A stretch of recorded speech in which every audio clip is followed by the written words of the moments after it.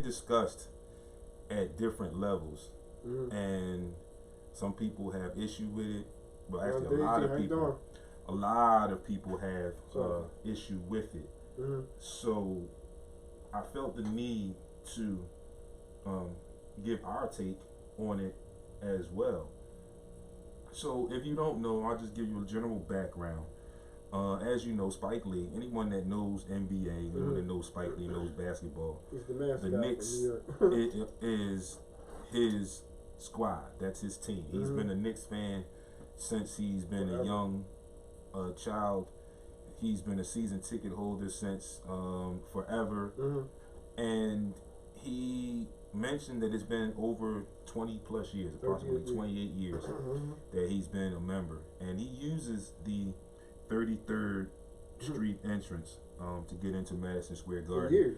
Gets on the elevator, goes upstairs to the garden, and gets escorted to his seats, which, by the way, have come from, he's migrated from up in the nosebleeds as a young guy, Right. all the way down to the floor.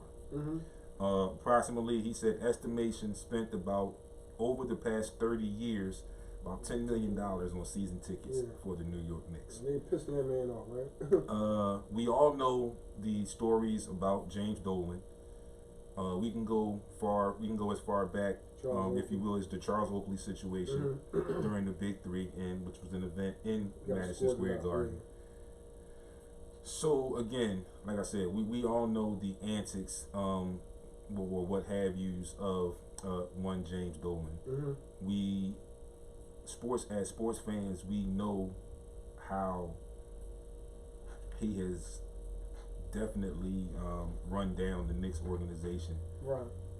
We know the rumors from certain persons around him about alleged or possible racism being involved.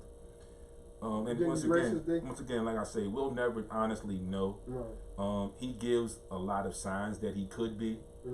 You know, I can't sit here and say that he is. I don't know him. I just know what I see. So I say he gives off signs where you could possibly say, yeah, it might be something. Well, I heard he employed a lot of black people.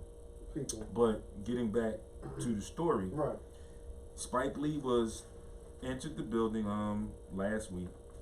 He had just went to another event that was not even a basketball event. It was a play or musical, a Broadway show, which was taken off of Broadway, moved to the Garden for public school kids to view this particular Broadway performance. Spike Lee was there. He said it was a magnificent performance. Same thing. He went in the same way that he always goes in. As usual, routine. For some reason, with new ownership or new management, they concocted up these new rules on the fly. And this one particular game last week, Spike was on the elevator and he was asked to exit the elevator, exit the building, and walk around to the another entrance. As you know, if anyone's been to a sporting event, the ticket can only get scanned once. So once you get in that building, your ticket can't be scanned anymore. If you leave and try to come back in, you will have to purchase another ticket to get in. You can't use that same ticket. So Spike knew this. Everyone else knew this, and he's wondering why they're making him do this all of a sudden. Spike immediately got irate. He brought up the James Oakley situation coyly, and he put his hands behind his back. He said, "Arrest me like you did my brother Charles Oakley." There was no legit explanation initially about the situation. They were just told that there were rules changes, and it struck Spike very hard because, like I said, he's been doing this for 20 plus years. He's very familiar with the staff there, the security staff and the other staff in the Garden. He was eventually escorted to his seat because he refused to go out. James Dolan apparently attempted to make an apology to Spike at halftime of the game. Spike was apparently non-accepting Hence, he went on ESPN First Take. He said he ain't not going to. And he said he's probably not going to another Knicks game this year.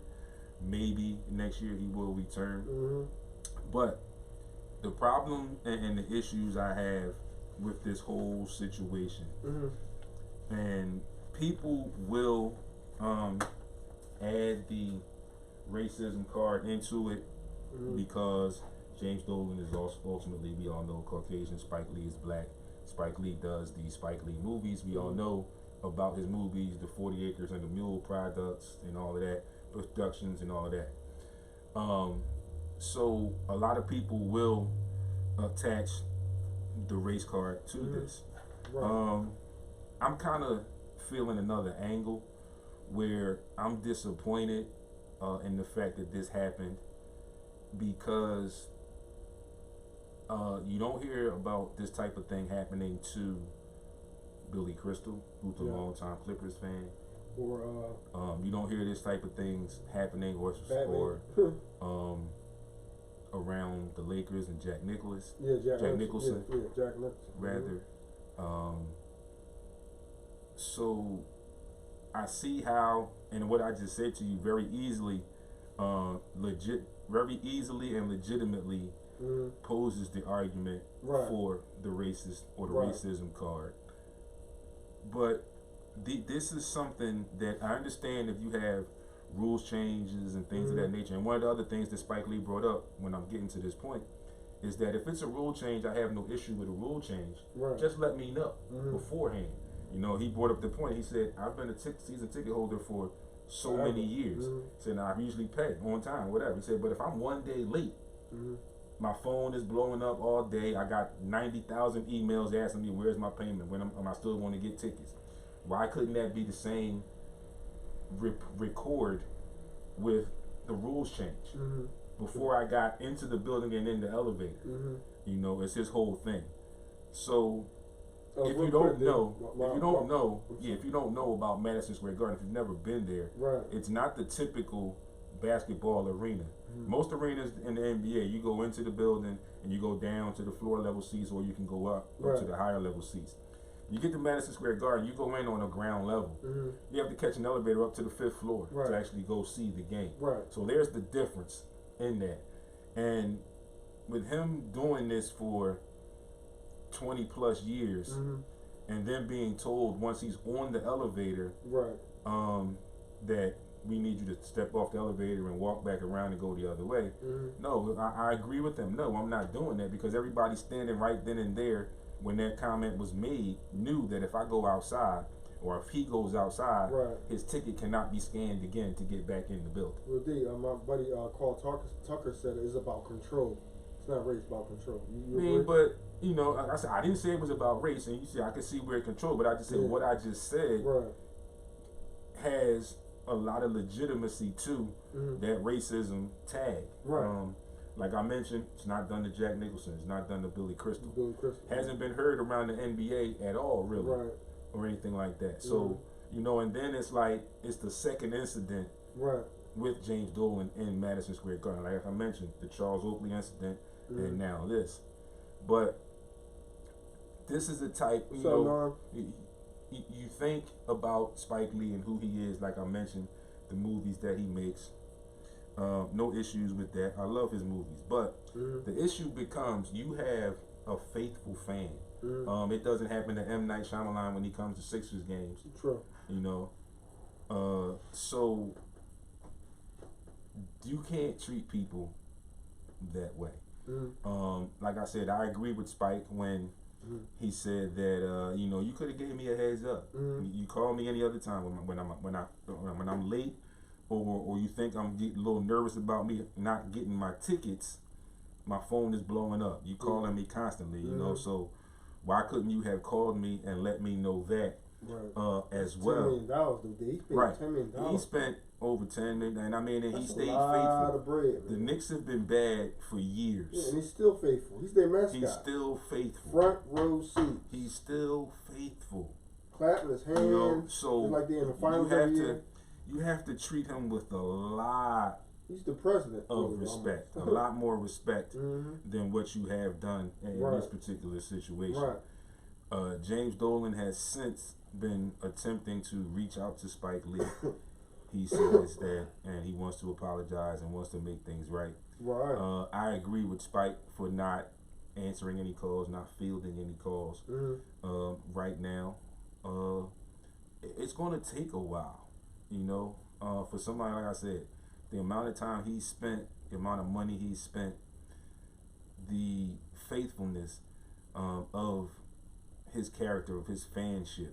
You know, James Dolan needs to realize, and I was talking about this to one of my coworkers, that if Spike Lee were the type of spiteful person to do something to try and get back at James Dolan, Spike Lee being the person that he is, being a New Yorker, a native New Yorker, being a longtime fan, a prominent Knicks fan, he could easily turn that into, okay, look, I'm not going to any Knicks games, so we're going to boycott. We're going to start going to Brooklyn and go to the Knicks games. I mean, to the Nets games. That could be a move that Spike could do just by saying it.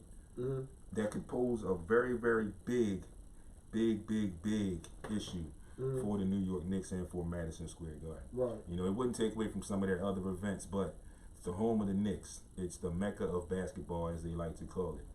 If something of that nature were to happen, where Spike influenced, and I'm not saying he did it. Don't quote me on saying that he's going to do something. I haven't heard anything. I don't know the man. I don't know any of his people. I haven't talked to him. But it's just my thought process of what could possibly take place if he were that type of person. He could shut this down quickly. You know, so I definitely think that he deserves a lot more respect than what he got from the Knicks at that particular point. And you know, I agree with him. He's not going to attend any games anymore this season. He may go back next season. If I was him, I wouldn't buy season tickets. How you feel about it, D? If I was him, I wouldn't buy season tickets next season. I would have been stopped 5 years ago. No, you can't help it. He's a fan. He's a basketball fan. He's a Knicks fan. Though, but because of this situation, I would make a statement, if you will, and I wouldn't buy season tickets. I would buy individual game tickets when I decided I wanted to go, particularly to who I wanted to see play the Knicks. I'm the same way. That's the way I am. You know, I mean, especially that's the way I am on a regular basis as far as with the Sixers here. But if I was in that situation, I think that's one of the ways I would try to get back at the ownership. Because even though you treated me wrong, I know business-wise, you're still going to try and get that money because you know I've been consistent with it. So you're still going to try and get that season ticket money out of me. I'm gonna let you sweat it out. I'm gonna let you suffer a little bit, and I'm not gonna get season tickets. I'm gonna get individual game tickets, and it's gonna be at my discretion how many and what games I attend. So with that being said, that is real quick, our take on the Spike Lee situation. My other friend Norman said he said the rest of the season could have not already had an effect on the crowd already by him not being there. I mean, the Knicks stink anyway, so I'm sure they weren't selling out. They weren't selling out unless there was somebody coming in. Yeah, maybe. So I mean, good point, Norm. The way they're running that organization, they're definitely going to lose some money. And now with this Spike Lee situation, it could possibly amplify them losing even more money. But like I said, who knows how the situation is going to ultimately play out? You know, so like I said, with that being said, that concludes our take on the Spike Lee situation. So now I want to move in before we get too far along, before I forget. I want to get into some other NBA talk and some Sixers talk. So you got Frank is here. He's a Lakers fan. Got the shirt, got the hoodie on. The Lakers defeated the Clippers yesterday in sort of a revenge game, sort of a statement game. Lost twice to talk to him already, man. Yeah. So I want to talk the Lakers again, and I said this to Frank last year when they first got LeBron. I mentioned about the roster and the role players. I mentioned it again this past summer when they finally did make a move and get AD. I watched the Lakers against Milwaukee. Watched them against the Clippers yesterday. Right. Watched them against the Sixers. You saw the Bucks game? Looking at their roster and thinking about their roster and how they play, ideally there's not much left. There's not much there after LeBron and AD. Which Kuzma? Not really. He's coming along. He's coming along, but not really. And again, you know, these guys, besides, and even so much Anthony Davis. A lot of these guys don't have that playoff experience. Right. And I'm not saying that they'll completely fold or anything like that, but it's not much on that roster after LeBron and AD that really has, and Rondo that really has legit playoff contention or experience. And we all know the playoffs are a different animal. So they're playing very, very well right now. And again, like I mentioned with the Sixers, the guys that are playing now for the Sixers off the bench, this is a great time for them going into the playoffs. I like Harris with Tobias Harris. But getting back to the LA squads, like I said, the Lakers are who they are. What's up, Danny? We'll see what happens in the playoffs. We'll see if these guys step up, if this play now is helping them or will help them in the playoff run. Also, moving to the other side, to the LA Clippers. Although they lost to the Lakers last night, they lost to the Sixers once. They revenged that and beat the Sixers when the Sixers were on this recent road trip out in LA. But again, I go back to what I said early in the season about how scary they are. I still say that. I still believe that. And I believe that they're going to turn it up a little bit when the Clippers, when the playoffs start. For all intent purposes, if you will, if you look at their entire season so far, Paul George has not been what they had expected coming into the season with bringing him in. He hasn't been that yet. Still room for him to be that, especially now on this tail end and making this playoff push. Right. We know who Kawhi is. He's the beast. And I just think that they're role players. If I had to go back and forth with balancing the role players between these two teams, since we're talking about these two, I definitely give the advantage to the Clippers. Yeah. Bradley, I give that advantage to them. You got Lou Williams, you know, Patrick Beverly, Montrezl Harrell. They picked up Reggie Jackson. The white boy, what's his name? They picked up one of the Mars brothers. Zubac. So they have some pieces there.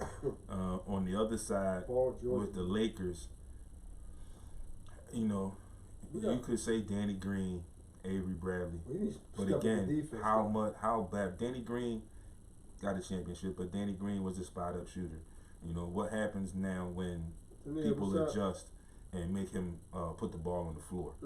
How does he adjust to that? How does that hurt or help him down the line in the playoffs? So it's going to be very, very interesting, especially out west, because you have teams like Portland, who I just looked at yesterday, who have fallen out of the 8th spot. They're not even in the race right now. They're like 9th or 10th right now. So the West is always tough. And like I said, we'll see what happens. We could possibly get, for the first time in the history, get the Lakers and the Clippers facing off against each other in the playoffs. So we move on and we talk about playoff pushes. We talk about playoff runs. We have to talk about the Sixers. 4-game road trip, which could have been a huge road trip.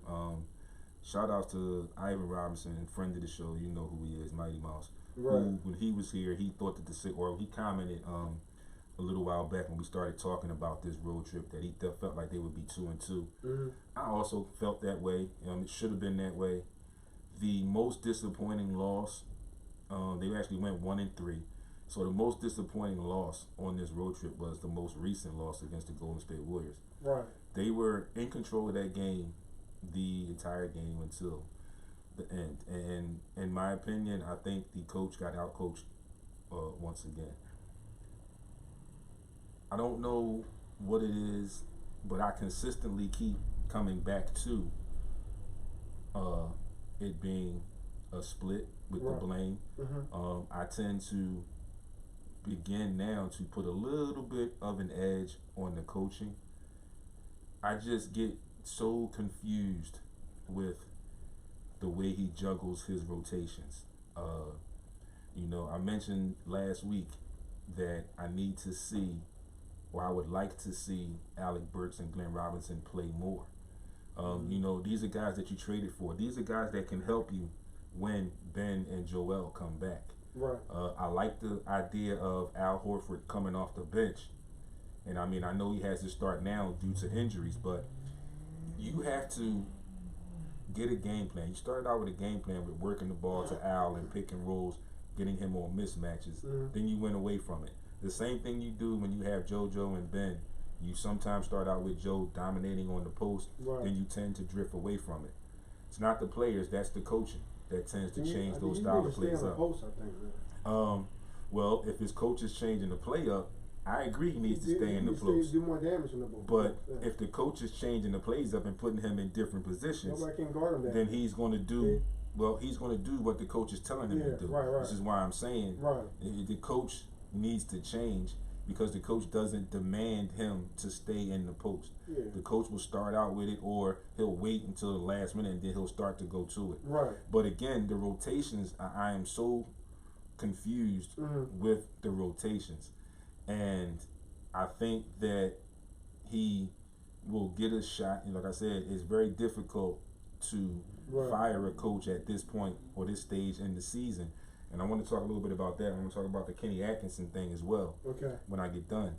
But it's hard to fire a coach at this point in the season, especially when there's a team like the Sixers who have high or had high expectations, and they haven't shown any of that as of late. If you go and you look through their body of work so far, they don't have a real or true identity on offense. They have shown that they can lock in and play some gritty defense. They showed that they protect their own house, they win at home. But now this has to expand to playing on the road.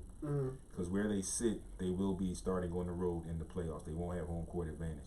So they'll be starting out on the road. They fell to the 6th spot now, which I think with the way that they're playing right now, the 6th spot actually isn't too bad. Because you would get Boston.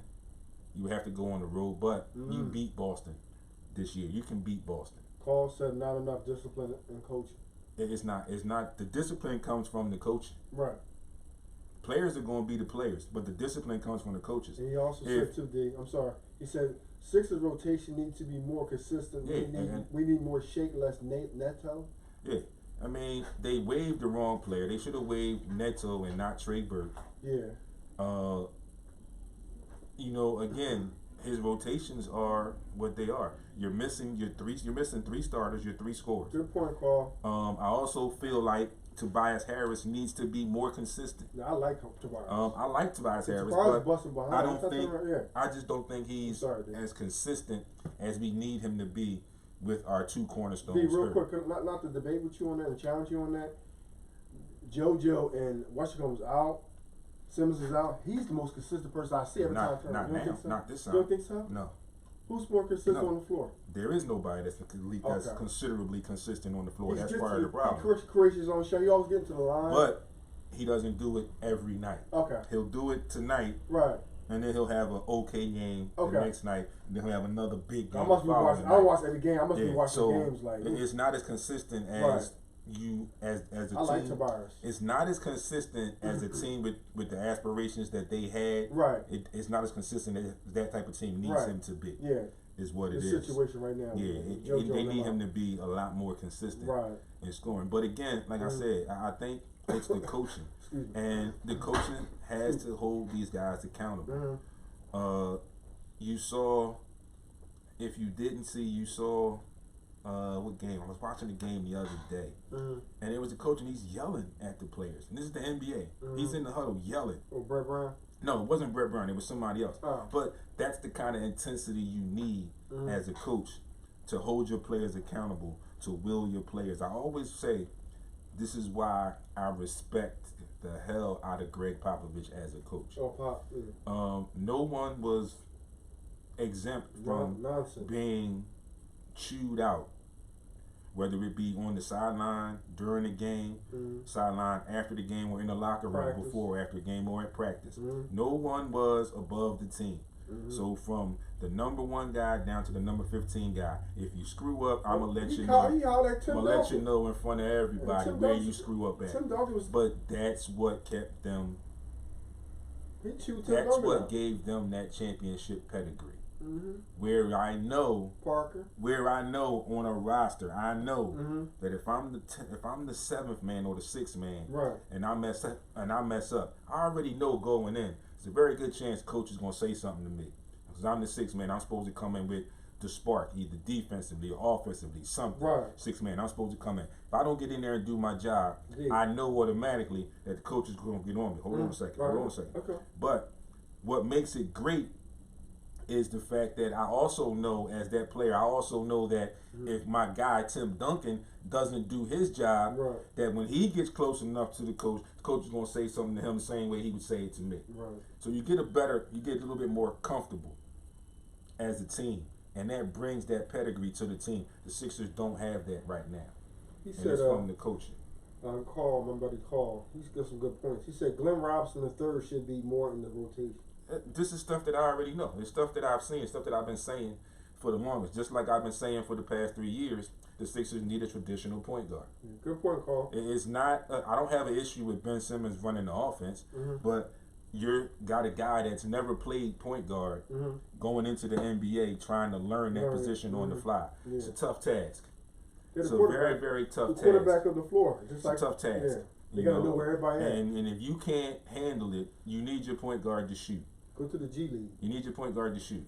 He's got to be able to shoot, because there's a good chances that late in the game he's going to have the ball in his hand, fouls. He's going to need some free throws. But he needs to be able to shoot. He needs to be willing to shoot. Hence, I tell you, Ben Simmons is not a point guard. He is playing point guard. There is a difference, people. If you don't know, hit me up and I can talk to you outside of the show and explain it to you. There is a difference between being a point guard and playing a point guard. Okay? So, I want to bring something up that some people have been asking me a lot. And a lot of people have been asking me about the situation with Brett Brown. And they're asking, will he be fired, or should he be fired by the end of the season? I think, again, like I have been saying, I think it's about time. I think the marriage is up. I think it's run its course. And it's no disrespect. I think he's a good coach, albeit not the coach for this particular group. That's just how I feel about the situation right now. I also feel that due to the changes that were made coming from the trade deadline last year up until now, the front office is going to give him that shot to try and improve on last year's standing. And I mean, I get it, because they went out fighting. They didn't just lay down and die. It was a heck of a shot, lucky bounce, if you will, that propelled Toronto past them to go to the Eastern Conference Finals. So I get that, where he'll be here for the entire season. But I also think that he is very, very much under the microscope right now, with the summer coming, the moves that were made over the summer, and the most recent move at the trade deadline to bring in some shooting and guys that can create their own shot and wing defense, which is something that they needed. So if he can't put this together, then you have to try and find somebody that can put it together. One of his assistants is very, very hot, is a hot name now as far as being a possible candidate for any vacancy. Jaime Dolan, his assistant, who I see talking to the players all the time. So it might be a good shot, to bring some new life into the situation as a coaching staff. There's also talk again about Mark Jackson, possibly. I've seen names like Jason Kidd floating around. I've seen Jay Wright, who ironically a week or two ago said that he would only leave. He was mentioned about the Knicks and whatever. He said he would only leave to come and coach the Sixers. Whatever that meant, I don't know. So there has been some talk about possibly. You like Jay Wright for the Sixers? No, his team shoot a lot of threes, like the Sixers do now. They don't have the personnel to shoot the volume of threes that they shoot on a regular basis. I think, if you want to be safe and you go in-house, give Ime a shot. I think you still talk to the likes of a Mark Jackson and see what he wants to do. Yeah. He was a point guard, so he knows about the floor generally. He was a good coach. Yeah. He's one that he created that team. He understands the game of basketball. If you listen to him when he commentates, he can walk you through the entire game. He can tell you what should have happened. He can tell you what did or did not happen. He goes that man. So and he has that commanding discipline and that respect of his players. He will get that, definitely, because of his nature and his stature and who he is. Right. So, again, I think that a change is possibly going to be needed. Like I said, it's going to take a major fallout for it to be immediate. I think it's going to be some consideration, and he may even get another year because of the changes that were made in the time frame that they were made. But me personally, looking at the situation from the outside looking in, I just think that it's time to change it up. Right. You had expectations of being one of the top 3 teams in the conference this year. Your play now has had you fluctuating between 4, 5, and 6, more so 5 and 6 right now, which is somewhat of a disappointment from what you expected going in. So, again, I just think, it might be time, or I think it is time for that to change. Hence, that brings me to my next point and my closing point for this episode.